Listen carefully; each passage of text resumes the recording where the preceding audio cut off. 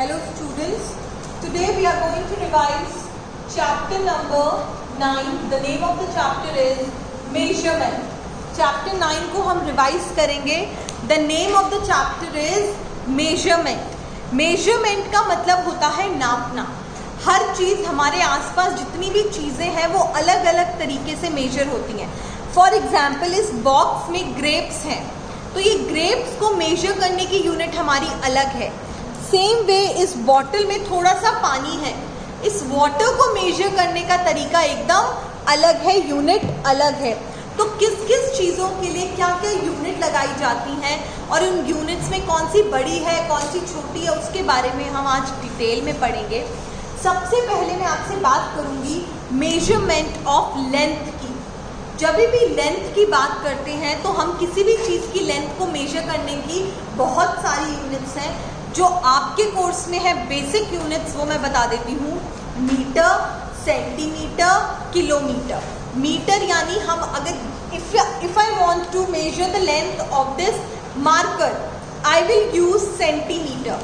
But if I want to measure the length of this board I will use metre. But if I want to know the distance between any state or any city to another city, I will use kilometer. पर इनके भी बीच में और भी units हैं जिनके बारे में अब हम डिटेल में पढ़ेंगे. उसके बाद मैं बात करूंगी मेजरमेंट ऑफ मास यानी वेट. वेट का मतलब वजन, कि अगर किसी चीज़ का वजन है तो हम किस में नापते हैं. अगर कोई आपसे पूछता है कि बेटा व्हाट इज योर वेट, क्या आपका कितना वेट है, तो क्या आप उसको मीटर सेंटीमीटर में बताते हो या केजी में बताते हो. Obviously you tell them in KG. हमारा जो वेट होता है किसी भी चीज़ का, किसी भी प्रोडक्ट का, किसी भी थिंग का, किसी भी ह्यूमन का, उसका वेट हम किस में मेजर करते हैं, केजी या फिर ग्राम. अब for example this box has some grapes और इसमें बहुत थोड़े से ग्रेप्स हैं, तो इनको मैं किस में मेजर करूंगी, ग्राम्स में. लेकिन if somebody ask me what is my weight I will tell them in KG. अगर हम घर पे फ्रूट्स लाते हैं, वेजिटेबल्स लाते हैं, वो भी हम केजी में ही लाते हैं. ऐसा तो नहीं है कि भैया 1 एप्पल दे दो, 2 एप्पल दे दो. हम यही बोलते हैं 1 केजी एप्पल दे दो, हाफ केजी दे दो, 2 केजी दे दो, ऐसे ही बोला जाता है. नेक्स्ट बात आती, अभी हमने लेंथ की बात करी, फिर हमने वेट की बात करी. Now we will talk about capacity. For example इस बॉटल की क्या कैपेसिटी है कि इसमें कोई लिक्विड आ जाए. अब लिक्विड होते क्या है, लिक्विड एक रनिंग फॉर्म जैसे वाटर, जूस, मिल्क, हनी, ऐसी चीज़ों, जूसेस होते हैं सारे तरीके के. ऐसी लिक्विड फॉर्म को बोला जाता है, लिक्विड फॉर्म को बोला जाता है. उसको हम किस तरीके से मेजर करते हैं उसके बारे में हम पढ़ते हैं. सबसे पहले आता है मिलीलीटर. अगर आप बीमार पड़ते हो तो डॉक्टर आपको एक कॉफ सिरप देता है. वो कॉफ सिरप इतनी सी होती है, उसमें बहुत सारा तो कॉफ सिरप नहीं आता ना, बिल्कुल थोड़ा सा आता है. So we use ml, that is millilitre. Millilitre. But अगर आप पूल को देखते हो, स्विमिंग पूल में कितना सारा पानी होता है, वो किस में होता है, लीटर्स में होता है. अगर आप जब बाथरूम में जाते हो, आप अपनी बकेट में पानी भरते हो, तो क्या आप इतने पानी से नहा लेते हो. अगर मैं ये बॉटल दे दूँ आपको, तो क्या आप इस बॉटल से नहा सकते हो, नहीं नहा सकते ना. बकेट में तो बहुत सारा पानी की हमें नीड होती है, बकेट में हमें बहुत सारा पानी की नीड होती है. तो बकेट वाले पानी को हम लीटर में मेजर करते हैं. तो ज़्यादा पानी है तो वो लीटर, थोड़ा कम लिक्विड है दैट इज मिलीलीटर. अब मैं आपको वो टेबल समझाऊंगी कि इनके बीच में भी कौन कौन सी यूनिट्स होती हैं. For example kilo, hecto, deca, standard unit, deci, centi and milli. अब जो स्टैंडर्ड यूनिट है, जैसे मीटर है तो kilometre, hectometre, decametre, metre, decimetre, centimetre, millimetre. अगर आपकी स्टैंडर्ड यूनिट ग्राम है, kilogram, hectogram, decagram, gram, decigram, centigram, milligram. अगर आपकी स्टैंडर्ड यूनिट लीटर है, kilolitre, hectolitre, decalitre, standard unit हमारी लीटर हो गई, decilitre, centilitre and millilitre. So this is how we do this. अब मैं आपको इनका कन्वर्जन करना सिखाऊंगी. सब देखो, सबसे बड़ा किलो, उससे छोटा हेक्टो. अभी तक जो हम पढ़ रहे थे वो हम ये पढ़ रहे थे किलो, स्टैंडर्ड यूनिट या ज़्यादा से ज़्यादा मिली. पर अब इनके बीच में भी यूनिट्स हैं. इनके बीच की यूनिट्स के बारे में हम पढ़ रहे हैं.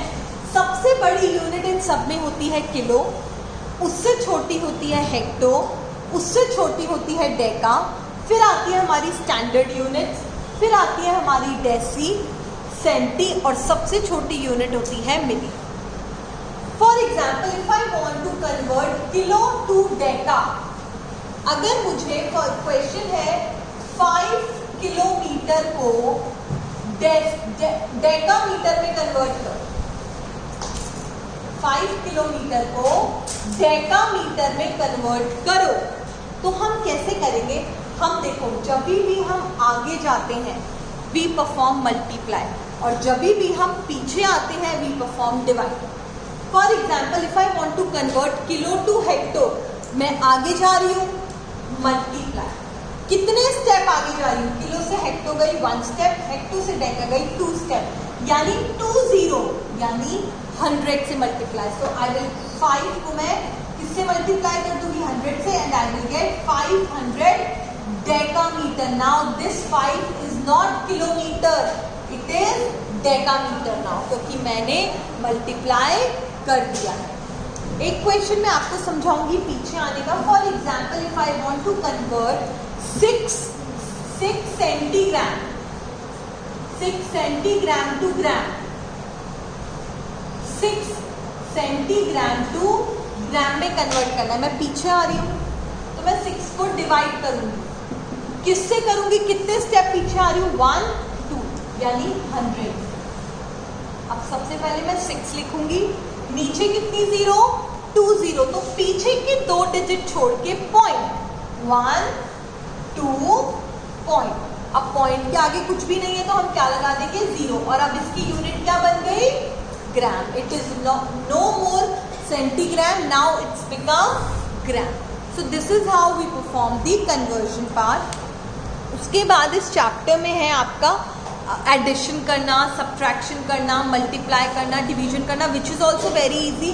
आप कुछ नहीं करोगे एडिशन और सब्ट्रैक्शन में, सिंपल कॉलम्स बनाओगे और जो बेसिक एडिशन और सब्ट्रैक्शन होता है वही हम परफॉर्म करते हैं. मल्टीप्लिकेशन में भी कुछ भी नहीं है. आपको क्या, जैसे अगर ये दिया हुआ है 6 ग्राम, 5 डेसीग्राम, 4 सेंटीग्राम एंड 2 मिलीग्राम, तो आप क्या करोगे? अभी के लिए ये यूनिट स्किप कर दोगे. 6 5 4 2 को बाय 13, ये है क्वेश्चन. तो आप इसको 13 से मल्टीप्लाई कर दो और फिर लास्ट में उसकी यूनिट्स लगा दो. Same is the case with division part. उसके बाद बात आती है एवरेज की. एवरेज क्या होता है? Sum of the number of quantities divided by number of quantity. सबसे पहले हम समझेंगे what is the difference between quantity and quality. Quantity का मतलब होता है नंबर. क्या होता है? नंबर. और क्वालिटी मतलब कोई चीज़ कैसी है, उसकी क्वालिटी क्या है. तो क्वांटिटी मतलब number and quality is the चीज़ कैसी है, वो चीज़ अच्छी है बुरी. हम बोलते हैं कि ये सूट है, इसकी क्वालिटी कैसी है इस फैब्रिक की. वी जनरली आस्क, है ना, in general also we use the word quality.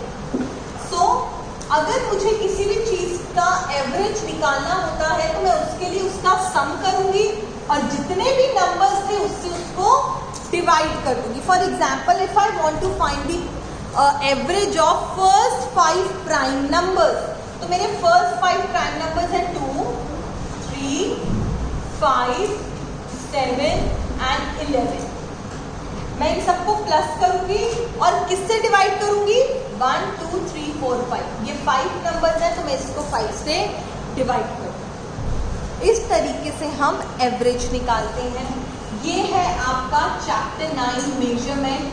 मैं इस चैप्टर को 2 बार पढ़ा चुकी हूँ, रिवीजन भी करा चुकी हूँ. आज भी इसका रिवीजन हो चुका है. जिन बच्चों को कोई भी प्रॉब्लम हो बेटा, you can call me, you can ask me any time. But अगर आपको कुछ चीज़ पूछनी होती है या प्रॉब्लम आती है, उससे पहले आपको चीज़ें खुद पढ़नी पड़ेगी। अगर आप खुद पढ़ोगे फिर प्रॉब्लम आएगी तो वो ज़्यादा इफेक्टिव होगा। बिना पढ़े 1 मिनट आपने देखा, मुझे समझ नहीं आया, फिर आपने पूछा, तो उसका कोई मतलब नहीं है। पहले आपको खुद चीज़ें समझनी है, खुद मेहनत करनी है, क्योंकि maths is all about practice. जो बच्चे मैथ्स में प्रैक्टिस कर लेते हैं उनको कोई प्रॉब्लम नहीं आती। जिन बच्चों को प्रॉब्लम आती है इसका मतलब वो प्रैक्टिस नहीं करते। अगर आप मैथ्स में रेगुलर प्रैक्टिस करते हो तो आपको कभी भी मैथ्स सब्जेक्ट बुरा नहीं लगेगा। मैथ्स बहुत ईजी है, once you get the concept it is very easy to solve. बहुत ईजी है और बहुत इंटरेस्टिंग भी है, और सब्जेक्ट्स की तरह इसमें कुछ लर्न नहीं करना होता, कुछ रटना नहीं होता। सिर्फ मैम जो पढ़ाती हैं वो समझते हैं और उसी तरीके के क्वेश्चंस आपके एग्जाम में आते हैं। बस यही करना है आपको, ठीक है। Thank you.